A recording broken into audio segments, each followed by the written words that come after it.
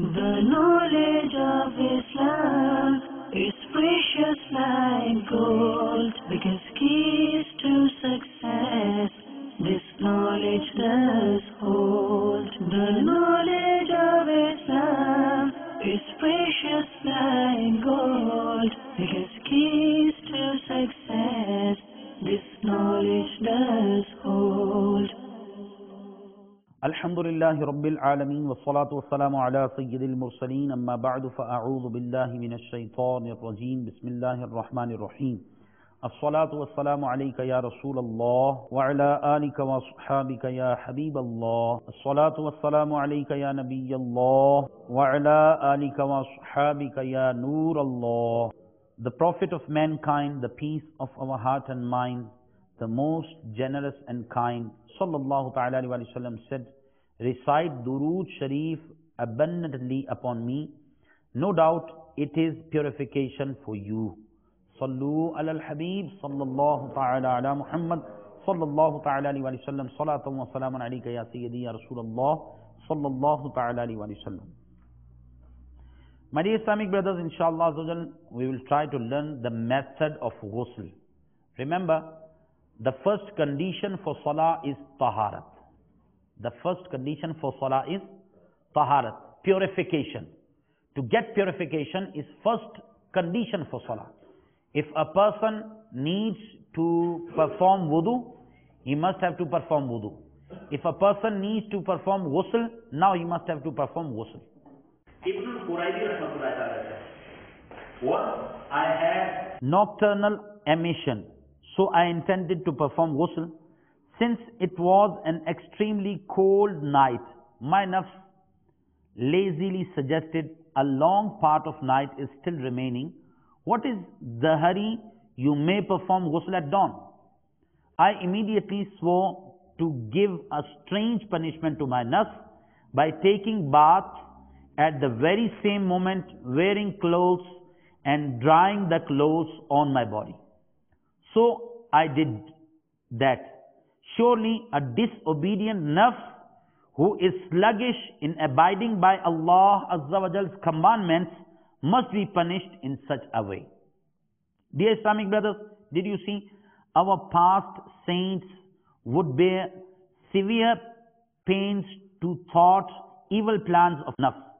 The foregoing parable contains a great lesson for the Islamic brothers who, in case of ghusl being fard at night, miss the Jamaat of Fajr, or Allah Azza wa Jal forbid, even miss Salah out of laziness, feeling shyness from their family members, ignoring the horrible shame of the hereafter. Whenever ghusl becomes fard, one should immediately perform ghusl. A hadith sharif states, angels do not enter the home in which there is a portrait, a dog, or a junub, a person for whom ghusl has become mandatory due to sexual intercourse, nocturnal emission, or ejaculation of semen with lust. Now, method of ghusl. Make the following intention in heart without uttering any word with tongue. Because if somebody is in shower, in toilet, he is not allowed to talk. So this thing, I also noticed that people, if they forget something, if they forget towel, or if they forget soap or shampoo, now they call, oh, bring this, bring that, do this, do that. And if somebody will need, when in need of something, he will ask from outside, where's that thing? He will reply from inside, that thing is lying here. So these things are not permissible. When a person is naked, he is not allowed to talk, he is not allowed to recite anything. So when we started performing our ghusl, now first of all we have to take off our clothes. Now if you are making intention, now you have to make intention without using your tongue. Now make intention, I am going to take bath for acquiring purity. I am going to take bath for acquiring purity. If you will make this intention, you will get sawab for making ghusl. First, wash both hands up to wrist 3 times. Wash excretory organs whether impurity is present over there or not. Now, if there is impurity on any part of your body, remove it. Perform wudu as done for salah, but do not wash feet. In case of performing ghusl on some stool, wash feet as well. Now moisten the body with wet hand, especially in winter season. During this, soap may be applied. Now pour water 3 times over right shoulder, 3 times on left shoulder and on head, and then 3 times on the whole body. Now shift apart from the place of ghusl and wash feet if not washed during wudu. Do not face towards Qibla during ghusl. So this is also a Shar'i mas'ala, Shar'i ruling. If we are naked, we took off our clothes, now we are not allowed to do our back or to do our front side towards Qibla. This is not permissible. In South Africa, in so many places, we have noticed this thing, that the people, they do not, you can say, consider this thing serious. According to the architect's design, wherever he thinks that here we must put our toilet, or we must put our high pen, low pen, whatever they use. So wherever they want, they fix it. So remember, if this is not according to the Sharia, now we must have to change this thing.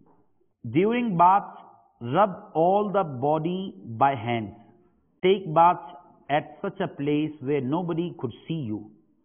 If such place is not available, a man should cover his sitr from navel up to including knees with a thick cloth.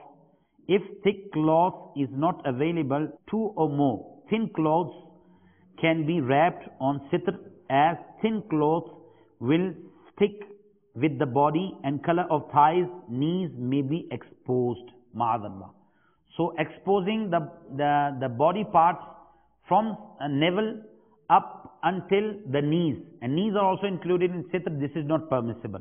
So if we are taking bath in such a place where we cannot hide ourselves from people, now we must have to cover this body part, so we can save ourselves from sins. Now this thing happens if normally the people, they go to swimming pools and also on beaches, they don't care about these things.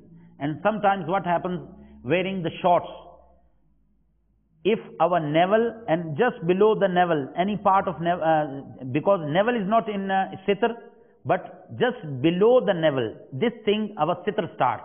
And from front and from back, from both sides, navel is, you can say, just below the navel, the sitr starts. So this is also a big problem which has been noticed here. The people wear loose trousers, and which is normally will be very low from our navel, and from the back side, what happens if a person is performing salah and he goes into sajda due to the skin tight shirts, and that part of body becomes naked and it opens to other people, it is haram, it is sin, this is not permissible at all. So remember, if we are performing salah in such a way that our pants are not up onto the navel, then our sitr could be seen from back side if we are going to the sajda. It is happening quite a lot among the men now, because they wear these tight t-shirts and it only comes here and it's wrong. Haram, sin. If there is a person is in this position, we can't even greet him salam. He is not allowed to come in the masjid in this state, because he is continuously doing haram.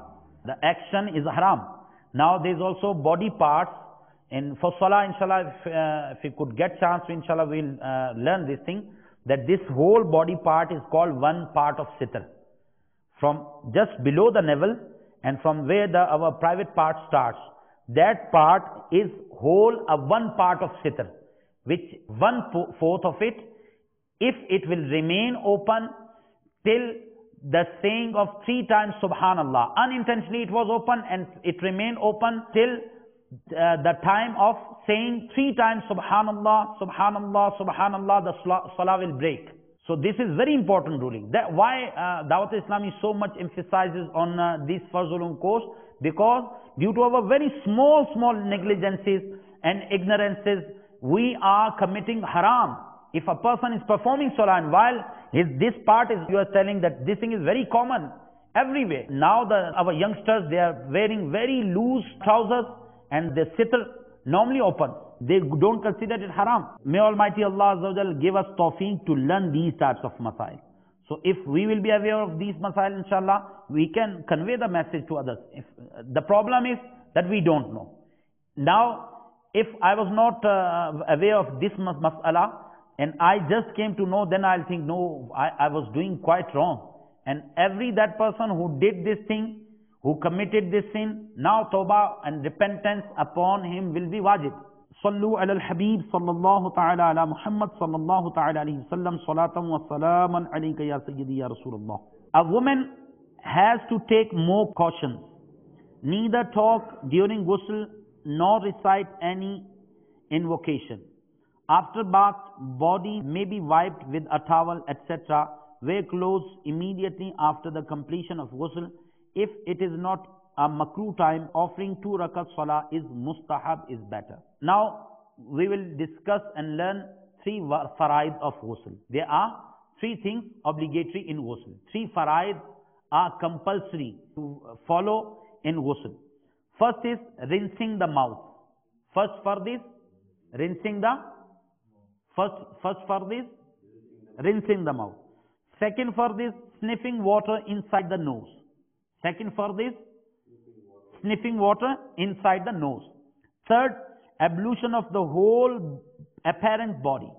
Third is ablution of the whole apparent body. Washing the whole apparent body. Rinsing the mouth.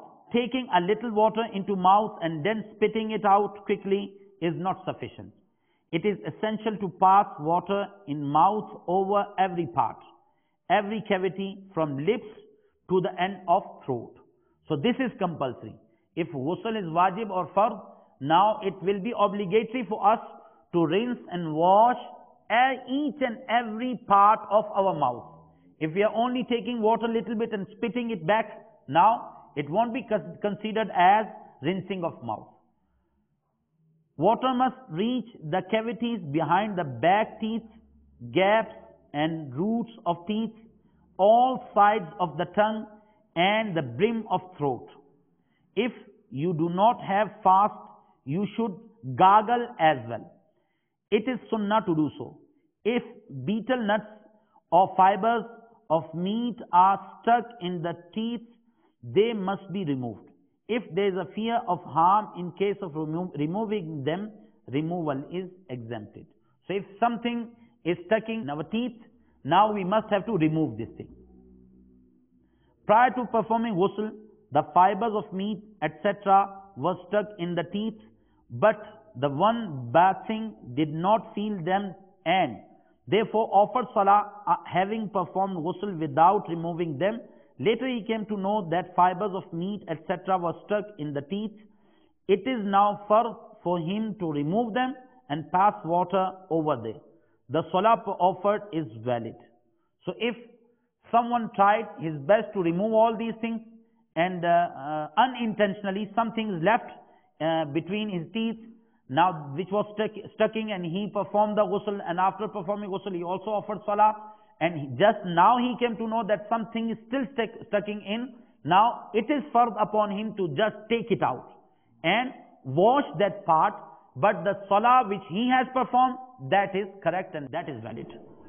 The using of miswak, it would be at this moment in time when you're rinsing the mouth. It would be, then it would at least assist in helping you this. Of course. You get the dawah also. Yeah, inshallah we will learn these masail in the chapter of wudu also. Using miswak is sunnah, and if a person who uses miswak, his reward of salah will be multiplied by 70 times. Alhamdulillah. And the person who will be habitualized of using miswak, at the time of death, inshallah, he will remember kalima sharif, inshallah. So this is one of the, you can say, very big bounties, great bounties of Almighty Allah. Yes, question. Like you're talking about the food and stuff stuck in the teeth. What happens if after you made ghusl, you read namaz and you found something stuck under your dirt under your fingernails? Is the same rule as now wash it or you have to? Yeah, yeah. If you tried your best, that thing is the thing which is stucking, and you have tried your best. You have removed all the things, but still in the teeth, if something is stucking, now you must remove that, and you must have to wash that body part. And remember, if something is under your nails, okay, dirt and this type of thing. Now, if that thing is, you can say, just under that part which is, you can say, over our tip or beyond our tip or excessive, yeah, that's exempted. Sometime a person, he scratches something, and you can say sometime little bit dirt comes, and this thing is permissible. If a loose tooth has been fixed with some compound or fastened with wire, and water could not reach below compound or wire, it is exempted. The thorough rinsing of mouth is first once in ghusl, and such thorough rinsing 3 times in wudu is sunnah. So we have to rinse our mouth. Likewise, we have read about ghusl that in wudu this is sunnah to rinse our whole mouth 3 times. The second for this, sniffing water into the nose. Quickly splashing a bit of water onto the tip of one's nose is not sufficient. It is essential to wash nose up to the end of soft bone, that is, up to the start of hard bone. So up until this place, a person has to enter the water and he has to sniff. This can only be done by sniffing water upwards, but remember, if even a part of equal to a hair tip is left unwashed, ghusl will be invalid. If dried mucus has accumulated inside the nose, it is for to remove it. It is for to wash the nasal hairs. So this is also from the faraid of wudu. Ji. Now, you talk about snuffing it. Now, say you've got some kind of a problem or a blockage and you can't snuff it. What is the Which type of problem? Say the blockage of the nose, so you can't manage to snuff. Only the main thing which is compulsory, that you must have assurance that water has reached up until this end of soft bone. Snuffing is not fine. No, sniffing is not fun. Sniffing is, you can say, the thing which is helpful to make sure that water has reached up until this end of this soft bone. So if you will you have the handful of water and you are just rinsing it like this, then normally in 95% cases the water will reach, if some dirt is not there. The same thing if someone has a flu, right, and nose is blocked, right, your ghusl is for the moment. Now what you will do? Usually when nose is blocked, right, water can't go in, till the soft bone. No, Bapu, this is not, you can say, difficult and not inconvenient to make sure that water is reaching here. And another thing, if somebody is further on you, like the ghusl is further on you, right, and you're trying to sniff the water, right, and your nose starts bleeding. So what do you have to do? Because sometimes it starts bleeding for 5-6 minutes. Now you're standing in a ghusl. What do you do? No, if bleeding is going on, then you must have to try to stop it. If it's not stopping, then you can perform the ghusl. While, it will not harm, or it won't affect the ghusl itself. That's another thing, that the blood which is coming, that blood is impure, napak. You must have to try to save your body from that blood. But this thing, I think, normally doesn't happen. In very rare cases, this thing happens. Usually, I have a problem with my nose, right? Especially when I snuff the water, right? The nose starts bleeding, right? If you scratches or scratch or when I snuff the water, right? My one side starts bleeding. So I have this problem.